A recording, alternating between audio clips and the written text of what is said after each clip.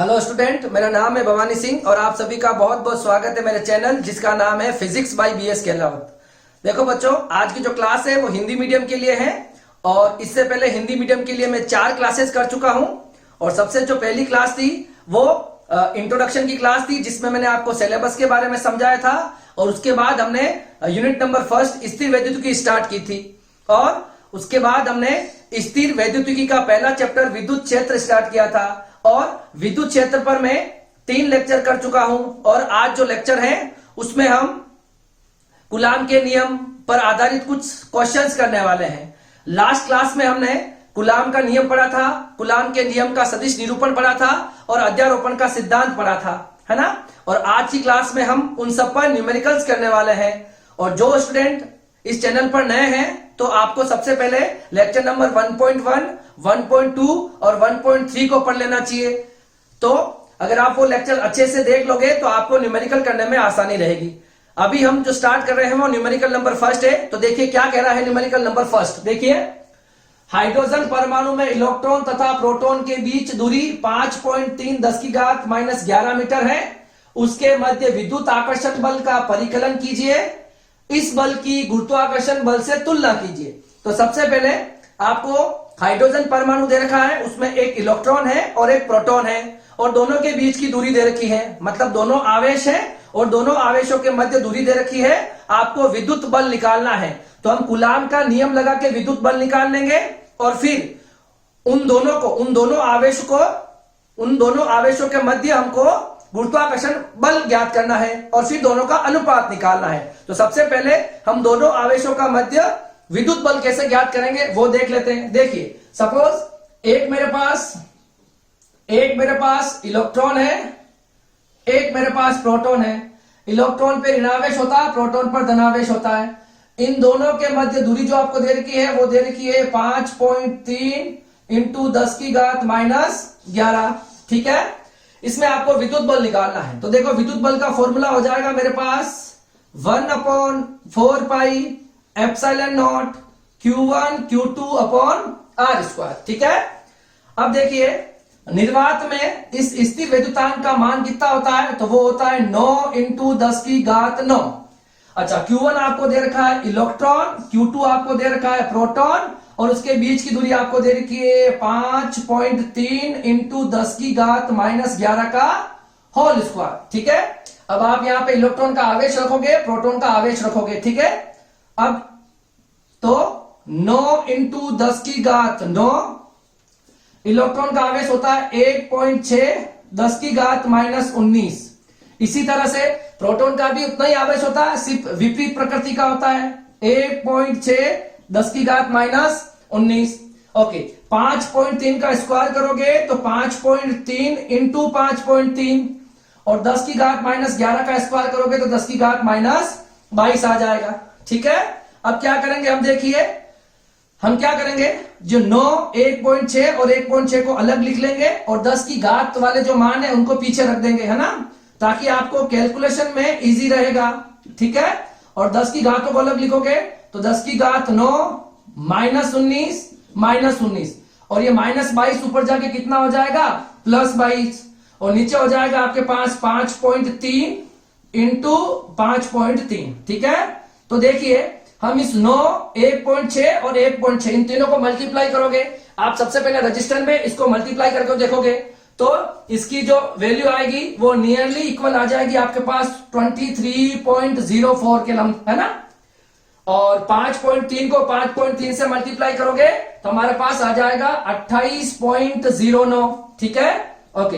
अब जहां तक पावर की बात है तो देखो 90 और 90 38, 38 में से आपको माइनस करना है 29, है ना। 38 में से आपको 31 माइनस करना है तो आपके पास आ जाएगा -7। अब यहां पर देखिए 23 में 28 का भाग नहीं जाएगा तो हम यहां पर एक 0 बढ़ा देंगे। ठीक है, अगर हम यहां पर एक 0 बढ़ा देंगे तो क्या होगा, देखिए यहां लिख देंगे अपन 230.04 और नीचे हो जाएगा 28.09। अब देखिए यहां पर आपने अगर एक 0 बढ़ाया है तो माइनस में भी एक पावर पीछे बढ़ जाएगी तो ये हो जाएगा -8। इस तरह से जब आप इसको डिवाइड करोगे तो हमारे पास Fe कितना आ जाएगा, देखिए 230 में 28 का जब हम डिवाइड करेंगे तो हमारे पास आएगा 8.2 और 10 की घात -8।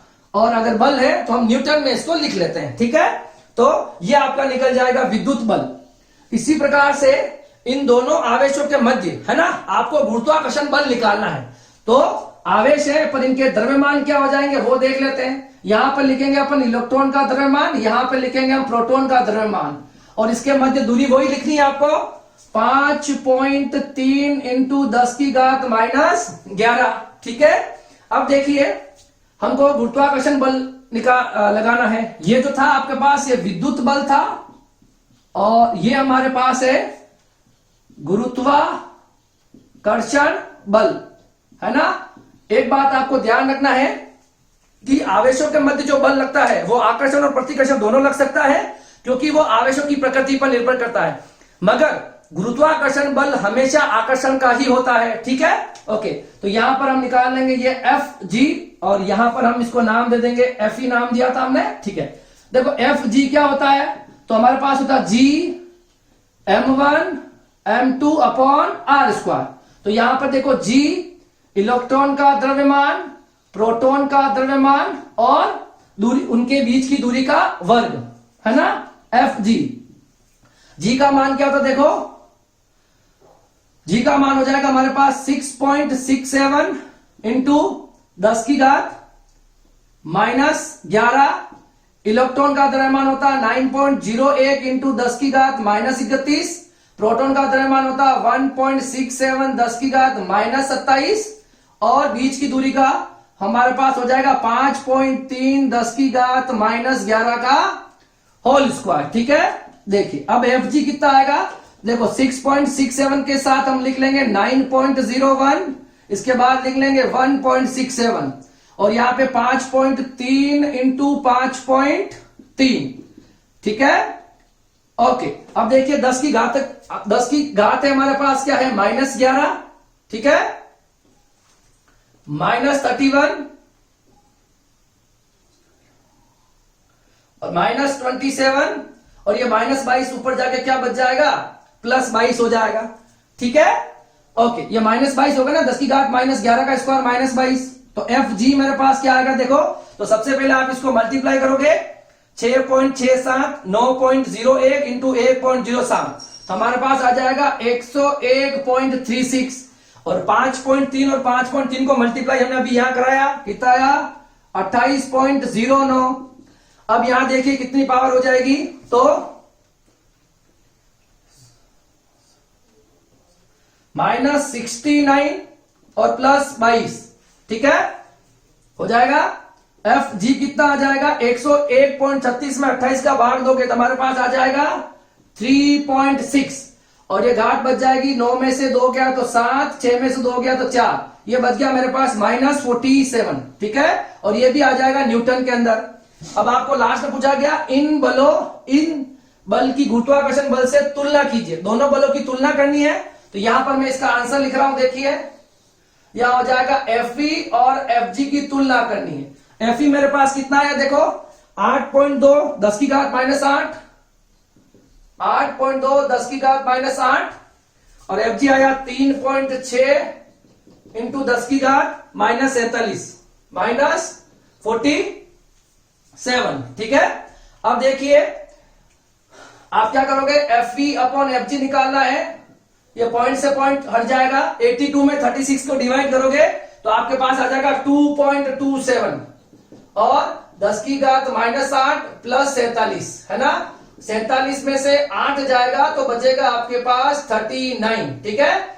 और ये अनुपात है, तो अनुपात की कोई इकाई नहीं होती है, तो ये इसका हो जाएगा आंसर। देखो इस न्यूमेरिकल को करने से पहले आपको बेसिक क्या क्या चीजें ध्यान में रखनी है। सबसे पहले कि आपको इलेक्ट्रॉन का आवेश, प्रोटॉन का आवेश, इलेक्ट्रॉन का द्रव्यमान, प्रोटॉन का द्रव्यमान, और एक आपको जी का मान, है ना, यूनिवर्सल कांस्टेंट जी होता है उसका मान, और एक आपको इस के का मान 9 इंटू 10 की घात 9, ये सब आपको याद होने चाहिए। और सबसे बड़ी बात यह है कि आप जब इन पॉइंट वाली संख्याओं को मल्टीप्लाई करोगे तो आपको बहुत ध्यान रखना है। वैसे आप अप्रोक्स लिख सकते हो, अप्रोक्स मल्टीप्लाई कर लोगे, मगर आंसर में ज्यादा डिफरेंस नहीं आना चाहिए, ठीक है।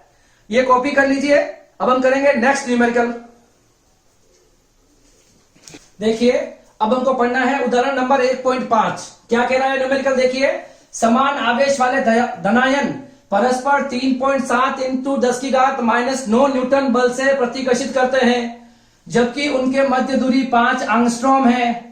प्रत्येक आयन में सामान्य अवस्था की तुलना में कितने इलेक्ट्रॉन कम है। ठीक है, तो कितने इलेक्ट्रॉन मतलब आपको पूछा गया n, है ना, इलेक्ट्रॉनों की संख्या पूछी गई है और इलेक्ट्रॉनों की संख्या निकालने के लिए आपको पहले Q निकालना होगा। ठीक है, देखो क्या कह रहा है वैसा क्वेश्चन।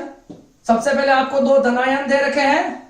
ठीक है, दो धनायन के बीच में लगने वाला जो प्रतिकर्षण बल जो है वो प्रतिकर्षण बल कितना दे रखा है, 3.7 इंटू 10⁻⁻9 और दोनों के बीच दूरी कितनी दे रखी है, 5 एंगस्ट्रॉम। ठीक है, ये आपको गिवन वैल्यू दे रखी है।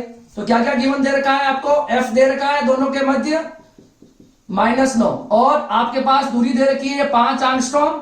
तो आप इसको MKS में कन्वर्ट कर लोगे तो 5 इंटू 10⁻10 मीटर। ठीक है, ये आपकी दूरी हो जाएगी। ठीक है, अब हम लगाएंगे कूलाम का नियम। क्या लगाएंगे, कूलाम के नियम से। ठीक है, कूलाम के नियम से, कूलाम का नियम क्या कहता है, Fe equals to 1/4πε0 Q1 Q2 upon R square. ठीक है, अब देखिए Fe कूलाम बल कितना दे रखा आपको पास, तो बल दे रखा आपको पास 3.7 इंटू 10⁻⁻9 1/4πε0 का मान कितना होता है, 9 इंटू 10⁻9। आपको दो समान आवेश दे रखे हैं, है ना, दो समान आवेश मतलब Q1 Q2 की वैल्यू समान है ना।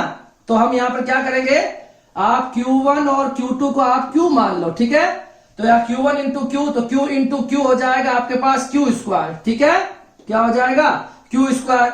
और बीच की जो दूरी दे रखी है आपके पास, वो दूरी दे रखी है 5 इंटू 10⁻10 का होल स्क्वायर। ठीक है, अब आप यहां से Q स्क्वायर निकाल लो, अलग कर लो इसको, तो इसको मल्टीप्लाई कर देंगे इधर 3.7 इंटू 10⁻9 5 का स्क्वायर 25 10⁻10 का 10⁻20। ठीक है, और नीचे आ जाएगा 9 इंटू 10⁻9। ठीक है, अब इसको यहां हम आगे इसको सोल्व करवा लेंगे। देखो Q स्क्वायर क्या हो जाएगा, देखिए हमारे पास 3.7 इंटू 25 और 9। ठीक है, और 10 की घातों को अलग कर लो, ये -9 है, -20 है और +9 ऊपर जाके वापस -9 हो जाएगी। ठीक है, अब Q का निकालोगे तो यहां आ जाएगा √25/9 इंटू 3.7 और ये आ जाएगा 20 और 18 -38। ठीक है, अब देखिए Q 25 को अंडर रूट से बाहर निकालोगे तो कितना बचेगा, 5। 9 को बाहर निकालोगे कितना बचेगा, 3। 38 को बाहर निकालोगे कितना बचेगा, या 3.7 को जब बाहर निकालोगे तो आपके पास बचेगा 1.9, है ना। 4 का अंडर रूट होता, 4 का स्क्वायर रूट होता 2, तो 3.7 का हो जाएगा 2 से थोड़ा कम मतलब 1.9, है ना। और 10⁻38 का हो जाएगा 10⁻19 हो जाएगा। जब आप 5 को 3 से डिवाइड करोगे तो आ जाएगा 1.6 और 1.9 इंटू 10⁻19 और 1.6 को जब आप 1.9 से गुणा करोगे तो यह आ जाएगा 3.2 10⁻19 और पीछे आवेश की इकाई कूलाम। ठीक है, आपको जो भी क्वांटिटी दे रखी हो उसकी आपको इकाई जरूर लिखनी है, अदरवाइज आपका 1/4 मार्क्स डिडक्ट हो सकता है। ठीक है, अब क्यों निकल चुका है हमको पता है। आपने अगर आपको ध्यान हो तो आवेशों का क्वांटीकरण याद है, उसका सूत्र क्या था, Q = NE। आपको यहां पर N निकालना है तो क्या हो गया, Q/E। Q का मान कितना है, 3.2 10⁻19। E का मतलब एक क्वांटम आवेश मतलब इलेक्ट्रॉन का आवेश कितना होता है, 1.6 10⁻19। ये हो जाएगा कैंसल और पॉइंट से पॉइंट कैंसल, 32 में 16 को डिवाइड करोगे 2 और ये आ गया आपके पास इलेक्ट्रॉन। ठीक है, तो अगर इतनी दूरी हो और इतना बल लग रहा है तो कितने इलेक्ट्रॉन निष्कासित होंगे या कम होंगे, 2 इलेक्ट्रॉन कम होंगे। अब हम करते हैं न्यूमेरिकल नंबर 3। देखिए अब एग्जाम्पल नंबर 1.6 क्या कह रहा है, निर्वात में रखे दो बिंदुवत आवेशों के मध्य बल 18 न्यूटन है। क्या कह रहा है कि अगर कोई भी दो आवेश हैं और वो कहां रखे गए हैं, वो निर्वात में रखे गए हैं। कहां रखे गए हैं, निर्वात में रखे गए हैं, तो उनके मध्य जो बल लग रहा है वो कितना लग रहा है, 18 न्यूटन लग रहा है। आगे क्या, तथा 6 परावैद्युतांक की एक कांच की पट्टी का इन आवेशों के मध्य रख दी जाए तब बल का मान क्या होगा। तो इन्होंने बोला है कि सपोज अब आवेशों के मध्य दूरी वही रहेगी और क्या करना है, बीच में एक कांच की पट्टी रख देनी है जिसका परावैद्युतांक मतलब एप्सिलॉन आर कितना हो जाएगा, 6 हो जाएगा। अब आपसे पूछा गया है तो बल का मान ज्ञात कीजिए, तब इसके ये कांच की पट्टी रखने के बाद कितना बल लग रहा है वो ज्ञात करना है।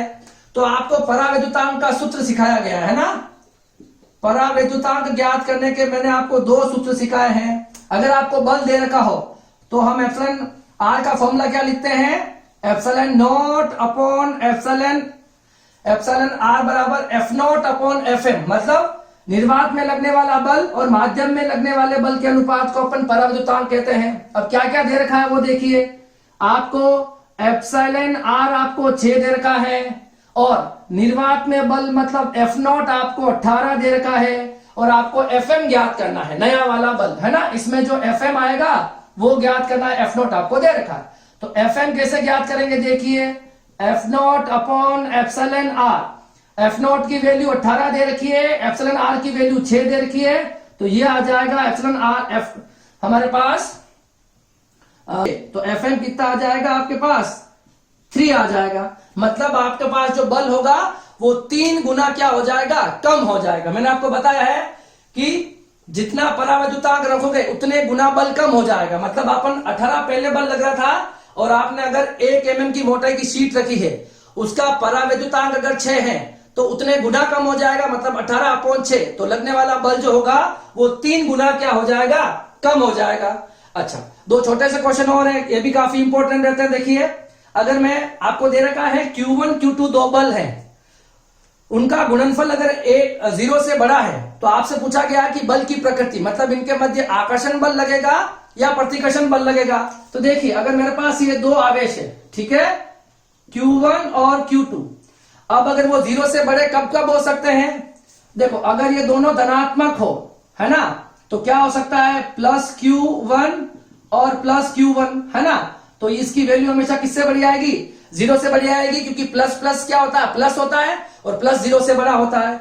अगर ये दोनों वैल्यू माइनस में हो तो भी यहां पर भी आएगी पॉजिटिव वैल्यू, 0 से बड़ी होगी, और यहां पर भी माइनस माइनस भी क्या होता है, प्लस होता है, तो ये भी 0 से बड़ा आएगा। इसका मतलब Q1 Q2 अगर 0 से बड़ा है तो मतलब इन दोनों पर एक समान आवेश होने चाहिए, या तो ये दोनों प्लस प्लस होने चाहिए तभी वैल्यू किससे बड़ी आएगी, 0 से बड़ी, या फिर ये दोनों माइनस माइनस होंगे तभी वैल्यू किससे बड़ी आएगी, 0 से बड़ी। इसका मतलब इसमें Q1 एवं Q2 के मध्य कौन सा बल लगेगा, प्रतिकर्षण बल लगेगा, है ना, प्रतिकर्षण बल लगेगा, ठीक है। तो ये आपके पास बल की प्रकृति हो जाएगी।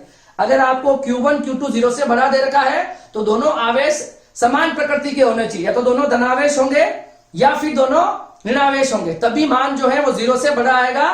तो इस पे लगने वाला जो बल हो जाएगा वो क्या हो जाएगा, प्रतिकर्षण बल हो जाएगा। इसी प्रकार देखिए अगर आपके पास Q1 है और आपके पास Q2 है, अगर एक प्लस और एक माइनस है तो भी वैल्यू नेगेटिव आएगी, और अगर ये Q1 अगर नेगेटिव है और Q2 अगर पॉजिटिव है तो भी वैल्यू नेगेटिव आएगी, है ना, नेगेटिव आने की दोनों कंडीशन है। तो Q1 पॉजिटिव Q2 नेगेटिव तो भी दोनों प्लस माइनस माइनस होता है तो नेगेटिव आएगा, और Q1 नेगेटिव Q2 पॉजिटिव तो भी नेगेटिव आएगी। तो मतलब दोनों अगर विपरीत प्रकृति के आवेश होंगे, है ना, तो वैल्यू किससे छोटी आएगी, 0 से क्या आएगी, छोटी आएगी, ठीक है। इसका मतलब Q1 एवं Q2 के मध्य लगने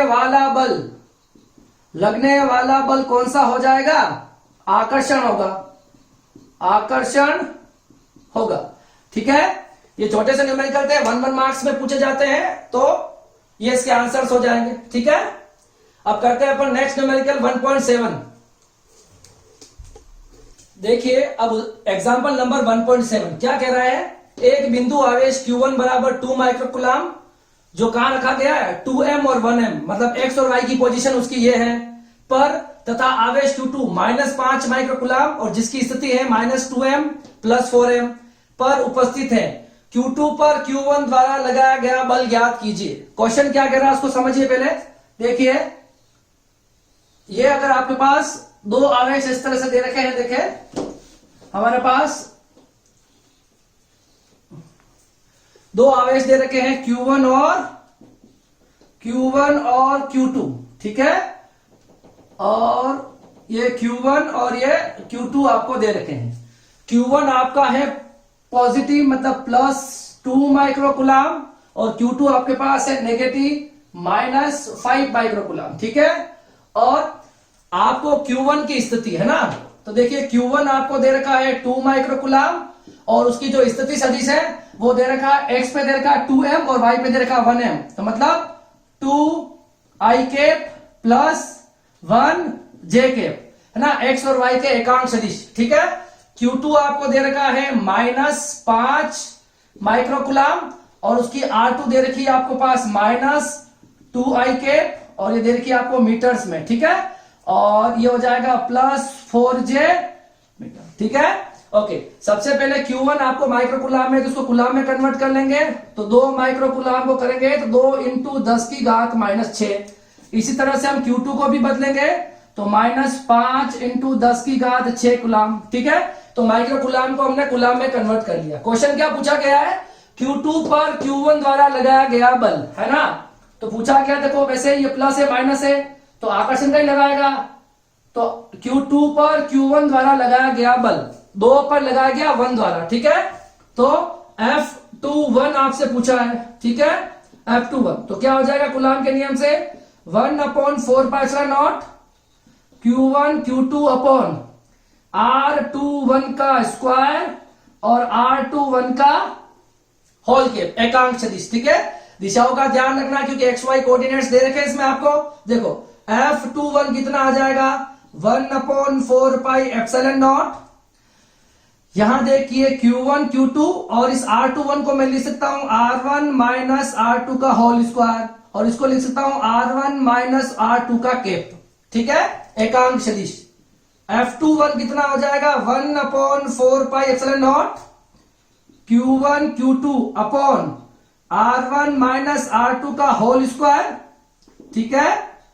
और एकांक सदिश कैसे निकालते हैं पता होना चाहिए आपको, क्योंकि देखो वेक्टर जो होता है वो होता है परिमाण और एकांक सदिश। एकांक सदिश क्या हो जाएगा वेक्टर अपॉन उसका परिमाण, ठीक है।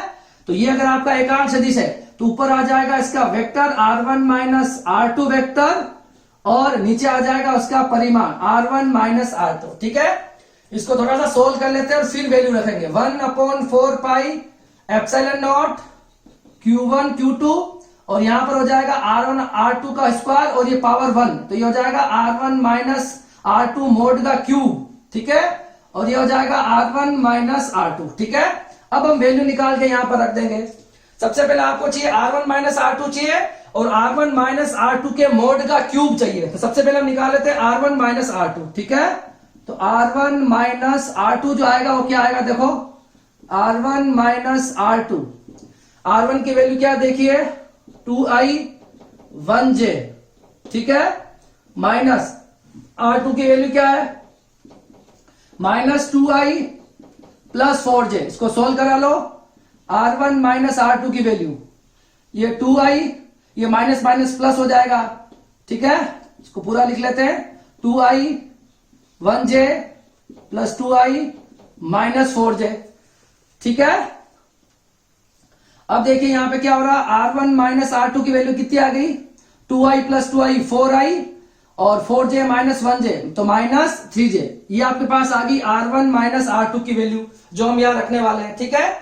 अब हमको चाहिए R1 - R2 का मोड, तो ये निकला जाता है R1 - R2 अगर आपके पास है तो इसका मोड निकालना है तो 4 का स्क्वायर प्लस -3 का स्क्वायर, है ना। अगर R1 - R2 अगर आपके पास है और इसका अगर मोड निकालना है तो यही होगा ना x² plus y square, coefficient of x square और कोफिशिएंट ऑफ वाई स्क्वायर, मतलब 4 स्क्वायर प्लस 3 स्क्वायर। तो R1 माइनस R2 का मोड कितना आ जाएगा, 16 प्लस 9, और यहां पर आ जाएगा आपके पास 25 और ये आ जाएगा आपके पास 5। तो R1 माइनस R2 का मोड आ गया आपके पास 25। मगर देखो इस न्यूमेरिकल में यहां पर आपको किसकी जरूरत पड़ेगी, R1 माइनस R2 का होल क्यूब, तो मतलब मोड का R1 माइनस R2 का क्यूब चाहिए। R1 माइनस R2 आपके पास 5 है, इसका क्यूब निकालोगे तो 125 आ जाएगा। ठीक है, अब ये वैल्यू यहां पर रख देते हैं अपन F21 निकालने के लिए।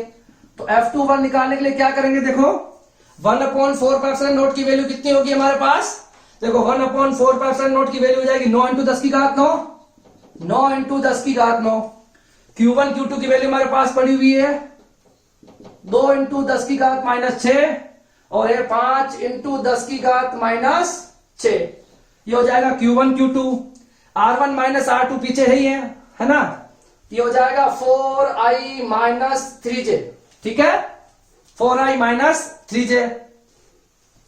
अब देखिए यहां पर देखिए अपॉन में क्या है हमारे पास इस फॉर्मूले में, R1 माइनस R2 का होल क्यूब कितना है आपके पास 125। तो F21 कितना है 9 इंटू 5। ठीक है, देखो 5 इंटू 2 10, 10 इंटू 9 90 और ये 10 की घात 9 -6 125 और 4i माइनस 3j। ठीक है, ओके। F21 कितना आ जाएगा 90 इंटू 9 -6 कितना हो जाएगा, 9 -6 हमारे पास हो जाएगा 9 -12, सॉरी यहाँ पे तो -6 -12 है ना, तो यहां पे आ जाएगा मेरे पास -3 है ना, -3 upon 125 4i minus 3j। Okay, यहां पे अपन 90 में 125 को डिवाइड नहीं कर पाएंगे तो हम यहां पर एक 0 बढ़ा देंगे। ठीक है, एक 0 बढ़ा देंगे तो क्या होगा, देखो ये हो जाएगा 900 10 की घात -3 125 और ये हो जाएगा 4i माइनस 3j। और 900 में 125 को भाग दोगे तो हमारे पास आंसर आएगा, वो हो जाएगा 7.2। कितना आ जाएगा 7.2 इंटू 10 की घात -3 4i माइनस 3j इन, है ना। तो ये आपके पास हो जाएगा लगने वाला बल। बहुत अच्छा क्वेश्चन है, इसमें देख लिए आपको Q1 Q2 दे रखे हैं, उनकी स्थिति सदिश दे रखे हैं, आपको F21 मतलब Q2 पर लगने वाला बल Q1 के कारण F21 निकालना है। तो आपको पता होना चाहिए, आपने जब सदिश रूप पढ़ा था तो ये हो जाएगा परिमाण और ये हो जाएगा दिशा, और एकांक सदिश को लिखने का तरीका वेक्टर और उसका परिमाण। तो ये मेरे पास एक फॉर्मेट आ जाएगा और अब इसमें वैल्यूज रखनी है, तो सारी वैल्यूज निकाल के रखनी है। 1/4πε0 की वैल्यू मेरे पास होती है, Q1 Q2 की वैल्यू गिवन है। सबसे पहले आप R1 माइनस R2 की वैल्यू निकाल लो और फिर उसका मोड निकाल के उसका क्यूब कर दो। तो R1 माइनस R2 का मोड हमारे पास 5 आया और 5 का क्यूब 125 हो जाएगा, और R1 माइनस R2 जो होगा वेक्टर ये एज इट इज ऐसे ही रहेगा। ठीक है, अब हम करते हैं न्यूमेरिकल नंबर 1.8, इसको कॉपी कर लो। देखो जो एग्जांपल नंबर 1.8 है वो क्या कह रहा है, दो छोटे बिंदुवत गोले प्रत्येक का द्रव्यमान 200 ग्राम है, एक उभयनिष्ठ बिंदु से दो कुचालक धागों से जिनकी प्रत्येक की लंबाई 40 सेंटीमीटर है द्वारा लटकाए गए हैं। दोनों गोले समान आवेशित हैं तथा साम्यावस्था में है। इनके बीच की दूरी 4 सेंटीमीटर पाई गई है। प्रत्येक गोले पर आवेश ज्ञात कीजिए। देखो ये पहले क्या कह रहा है, इसका डायग्राम बनाना जरूरी है। तो क्या कह रहा है, देखो इस तरह से एक उभयनिष्ठ आधार है, उभयनिष्ठ आधार से दो कुचालक धागों से दो आवेशों को लटका रखा है और वो दोनों आवेश जो हैं वो समान आवेशित हैं, तो दोनों के बीच में प्रतिकर्षण लगेगा और वो दोनों गोले कुछ इस तरह से फैल जाएंगे। ठीक है, ओके। अब ये गोले इस तरह से फैल जाएंगे और इसके बीच की जो दूरी है, मैं एक सेंटर पार्ट बना लेता हूं इसका। ठीक है, अब देखिए ये जो दूरी है डी, ये आपको दे रखी है 4 सेंटीमीटर। कितनी दे रखी है, 4 सेंटीमीटर। ये जो आधी दूरी हो जाएगी वो कितनी हो जाएगी, d/2, और ये भी कितनी हो जाएगी, d/2। ठीक है, ओके। दो और क्या दे रखा है, हर गोले का द्रव्यमान दे रखा m दे रखा आपको प्रत्येक गोले का द्रव्यमान दे रखा आपके पास, द्रव्यमान दे रखा 200 ग्राम, ठीक है। और धागे की लंबाई है 40 सेंटीमीटर, तो ये जो धागा है इसकी लंबाई दे रखी है आपके पास 40 सेंटीमीटर, ठीक है। ओके, पहले तो ये 200 ग्राम दे रखा है, इसको अपन किलोग्राम में बदल देते हैं। 200 इंटू 10 की घात -3, इसको अपन 0.2 kg लिख सकते हैं। ओके, एक आपको L जो दे रखी है वो 40 सेंटीमीटर दे रखी है, 40 सेंटीमीटर को मीटर में बदल लेंगे और ये बदल गई मीटर में। और आपको D दे रखा है, वो दे रखा है 4 सेंटीमीटर, उसको भी मीटर में बदल लेंगे, -2 मीटर, ठीक है। और आपको ज्ञात क्या करना है, हमको Q ज्ञात करना, क्या ज्ञात करना है हमको Q ज्ञात करना है गोले पर जो है। अब इस सवाल में देखिए, अगर मैंने इस गोले को धागे पे लटका रखा है तो गोले में एक तनाव उत्पन्न होगा जिसको मैं T का नाम दे दें, T, ठीक है। और अगर मैं ये 2 थीटा है तो ये भी थीटा हो जाएगा, ये भी थीटा हो जाएगा। और इस तरह से अगर ये थीटा है, अब देखो ये थीटा है तो ये भी कितना हो जाएगा, थीटा हो जाएगा। अगर ये है और T है तो ये कितना हो जाएगा, T cos थीटा, ये वाला घटक, और ये वाला घटक कितना हो जाएगा, T sin थीटा, ठीक है। अच्छा, किसी एक गोले पर इस गोले का द्रव्यमान जो है वो कितना है, 200 ग्राम है, तो नीचे की ओर उसका भार कितना हो जाएगा, W बराबर mg, W बराबर mg। अच्छा, एक बल और रह गया, देखो ये जो आवेश है, ये आवेश पे इधर इस तरह के प्रतिकर्षण बल लगाएगा, F लगाएगा नहीं लगाएगा, और वो प्रतिकर्षण बल जो होगा वो कूलाम के बल के जैसा हो जाएगा, उसको हम आगे लिख लेंगे अभी, ठीक है। हमको निकालना है कि इस गोले पर आवेश कितना है। ये का ये डायग्राम आप इस गोले पर भी बना सकते हो, पर मेरा ये जो डायग्राम बनाया मैंने, है ना, सारे कंपोनेंट जो बनाए हैं वो एक पे बनाए हैं, उससे मेरा Q निकल जाएगा। देखो अब हम क्या करेंगे, और सबका सब कुछ किसमें है, साम्यावस्था में है, मतलब ये जो अभी ये पूरा का पूरा जो सिस्टम है ये रुका हुआ है, साम्यावस्था में है ना। अब मुझे क्या करना है, इन आवेशों पर इन गोलों पर जो कुल आवेश है वो ज्ञात करना है, ठीक है। तो देखिए, सबसे पहले हम ऊर्ध्वाधर संतुलन देखते हैं। क्या देखते हैं, सबसे पहले देखो ऊर्ध्वाधर संतुलन से, ऊर्ध्वाधर संतुलन से देखो ऊपर कितना बल लग रहा है, T cos थीटा, नीचे कितना लग रहा है, W बराबर है ना, तो ऊपर लग रहा है T cos थीटा और नीचे लग रहा है mg, इक्वेशन नंबर फर्स्ट, ठीक है। अब हम देखते हैं क्षैतिज संतुलन से, क्षैतिज संतुलन से, है ना। क्षैतिज ऊर्ध्वाधर संतुलन तो हो गया, ऊपर लगने वाला T cos थीटा, नीचे लगने वाला mg। अब देखो उधर एक बल लग रहा है T sin थीटा, क्या लग रहा है, T sin थीटा, और इधर एक बल लग रहा है F, क्या लग रहा है, F। अब मुझे बताओ ये F बल जो है इन दोनों आवेशों के मध्य लगने वाले विद्युत बल के बराबर हो जाएगा, तो इस F की वैल्यू कैसे निकाली जाएगी बताओ। तो T sin थीटा, F क्या होता है, K Q1 Q2 upon R square, ठीक है। तो K पहले आवेश, दोनों समान आवेश है, तो K Q1 Q2 अपॉन उनके मध्य की दूरी R स्क्वायर, ठीक है। तो इनके मध्य की दूरी हमारे पास कितनी है, D, तो ये हो जाएगा D स्क्वायर, कितना हो जाएगा, D स्क्वायर। ये हो जाएगा मेरे पास T sin theta, K Q square और D square, equation number second, ठीक है। ये मेरे पास फर्स्ट और सेकंड इक्वेशन आ गई है। अब हम क्या करेंगे, इन दोनों इक्वेशन को हम डिवाइड कर देंगे, ठीक है। तो सेकंड इक्वेशन को फर्स्ट से डिवाइड कर देंगे, है ना। तो 2 में 1 का भाग देने पर, 2 में 1 का भाग देने पर ऊपर तो है T sin थीटा और भाग देंगे अपन T cos थीटा का। समीकरण 1 में 2 का भाग देंगे, यह मेरे पास हो गया K Q square upon D square, और इसके नीचे आ जाएगा ये mg। ये मेरे पास इक्वेशन नंबर कितनी मिल गई है, थर्ड मिल गई है, ठीक है। ओके, इक्वेशन नंबर थर्ड से पहले करो, T से T कैंसिल हो जाएगा, साइन अपॉन कोस क्या होता है बताओ, साइन अपॉन कोस हो जाएगा टेन थीटा हो जाएगा, और क्या बच गया, K Q square D square mg, और ये इक्वेशन नंबर थर्ड हो जाएगी। ओके, इक्वेशन नंबर थर्ड के बाद देखो, अगर थीटा बहुत स्मॉल है, इफ थीटा जो है, थीटा बहुत छोटा है, तो जो आपका टेन थीटा जो होगा वो किसके बराबर हो जाएगा, साइन थीटा के बराबर हो जाएगा लगभग, अगर थीटा बहुत छोटा है तो, है ना। या इसमें यह भी है कि आपके पास इसमें एल जो है वो आपके पास डी से बहुत ज्यादा बड़ी है। एल जो है ये 40 सेंटीमीटर है और ये 4 सेंटीमीटर ही है, ठीक है। तो हम टेन थीटा को लिख सकते हैं साइन थीटा, और साइन थीटा जो होता है वो क्या होता है, लंब बटा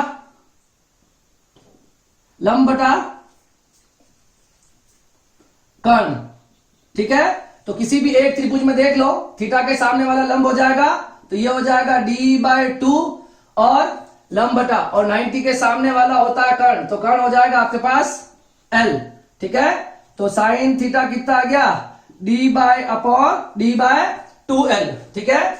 और देखो अब इस समीकरण नंबर, ये भी 10 के बराबर है और ये भी 10 के बराबर है ना, ये भी 10 है और ये भी 10 के बराबर है। तो समीकरण नंबर 3 और समीकरण नंबर 4 को बराबर रखा जा सकता है। तो देखिए k q square d square mg d/2l, क्या निकालना है आपको, q स्क्वायर। तो देखो सबसे पहले हम इसको मल्टीप्लाई करते हैं, k q square 2l d square और d q और mg, ठीक है। ओके, अब क्या करेंगे यहां से देखो, अब यहां से हम क्या करेंगे, q स्क्वायर को अलग कर लेंगे। तो q स्क्वायर कितना आ जाएगा देखो, d क्यूब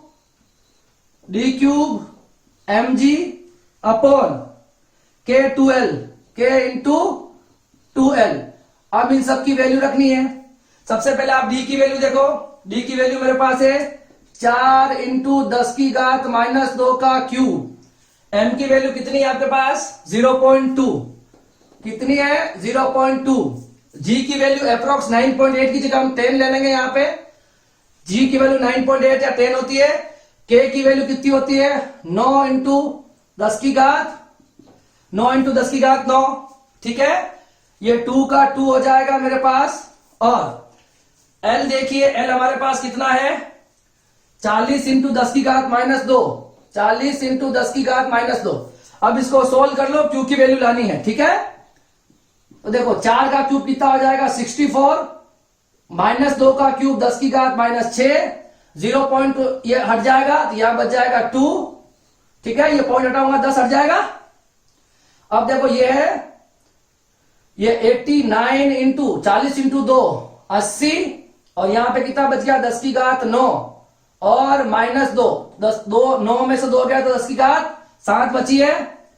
अब देखिए q स्क्वायर 64 इंटू, मेरे पास बचा 64 इंटू 2, तो ये हो जाएगा 128, 10 की घात -6, और ये हो जाएगा 1 0 इधर ट्रांसफर करते हैं 80 का, ये पावर 8 हो जाएगी, और 8 और 9 होता है 72, और 10 की घात 7 तो ये रही, और 1 0 ये वाला, तो कितना हो जाएगा, 10 की घात 8 हो जाएगा।